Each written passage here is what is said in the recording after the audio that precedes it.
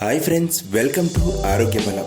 వర్షాకాలం చలికాలం వచ్చిందంటే చాలు ఇక మనలో సీజనల్ వ్యాధులు ప్రబలమవుతూ ఉంటాయి. అయితే ప్రస్తుతం సాధారణంగా చాలా మంది పొడి దగ్గుతో సతమతమవుతూ ఉంటారు. వాతావరణ మార్పుల వలన శీతల పానీయాలను ఎక్కువగా తాగడం వలన దగ్గు వస్తుంది.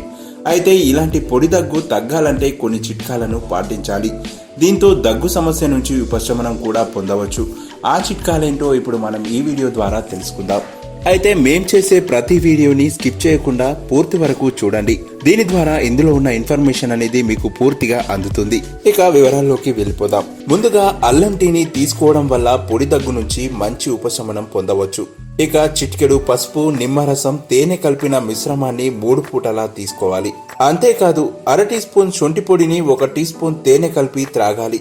అలా చేస్తే దగ్గు నుంచి ఉపశమనం లభిస్తుంది. ఇక అర టీ స్పూన్ ఇంగువ పొడి, 1 టీ స్పూన్ తాజా అల్లం రసం, 1 టేబుల్ టీ స్పూన్ తేనెలను బాగా కలిపి ఆ మిశ్రమాన్ని రోజు 2 పూటలా తీసుకుంటే దగ్గును చాలా వరకు తగ్గించుకోవచ్చు. అంతేకాదు కరక్కాయ కూడా పొడి దగ్గును తగ్గించడంలో దోహదపడుతుంది. ఇక కరక్కాయ ముక్కను బుగ్గన పెట్టుకుని ఆ రసాన్ని మింగుతుంటే పొడి దగ్గు వెంటనే తగ్గిపోతుంది. ఇక మనం రోజు తాగే పాలలో మిరియాల పొడి వేసుకుని త్రాగితే దగ్గు నుంచి ఉపశమనం పొందవచ్చు. అంతేకాదు తులసి ఆకులను వేడి నీటిలో వేసి బాగా మరిగించి ఆ కషాయాన్ని తాగడం ద్వారా దగ్గును మరింతగా తగ్గించుకోవచ్చు.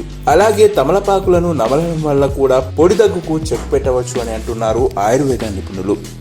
ఆరోగ్యానికి 60 చిట్కాలు అంటారు, కానీ ఇలాంటి చిన్న చిన్న చిట్కాలు పాటిస్తేనే మన ఆరోగ్యం మన చేతిలో ఉంటుంది.